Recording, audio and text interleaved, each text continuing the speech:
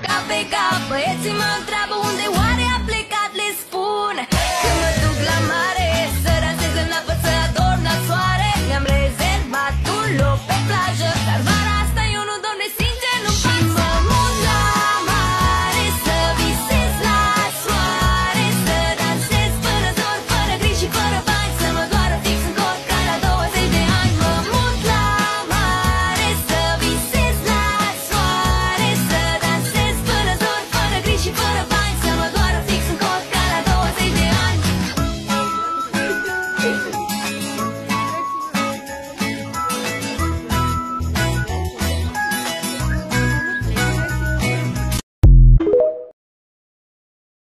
Doamne, îți mulțumesc pentru această zi și pentru toate binecuvântările pe care mi le-ai oferit. Îți aduc rugăciunea mea și îți cer să mă ajuți să trăiesc o viață curată, plină de har și înțelepciune divină.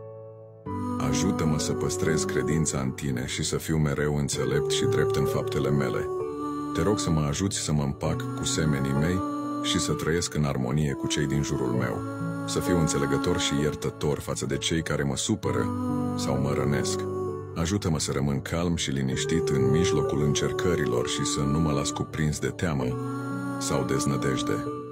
Doamne Iisuse Hristoase, Fiul lui Dumnezeu cel viu, Te rugăm să binecuvântezi familia noastră.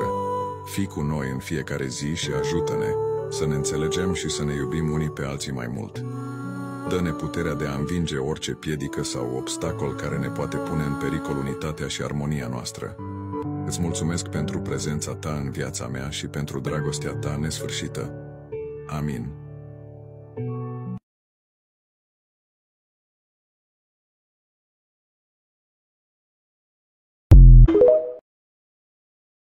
Doamne, îți mulțumesc pentru această zi și pentru toate binecuvântările pe care mi le-ai oferit. Îți aduc rugăciunea mea și îți cer să mă ajuți să trăiesc o viață curată, plină de har și înțelepciune divină. Ajută-mă să păstrez credința în Tine și să fiu mereu înțelept și drept în faptele mele.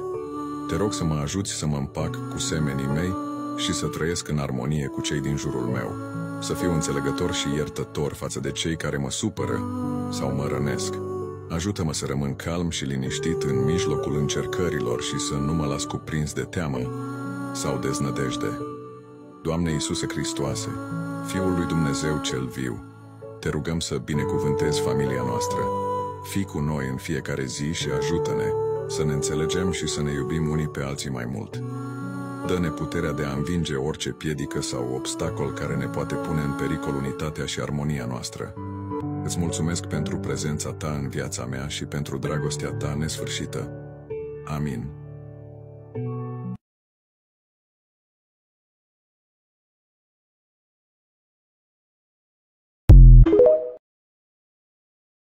Cap pe cap, băieții mă întreabă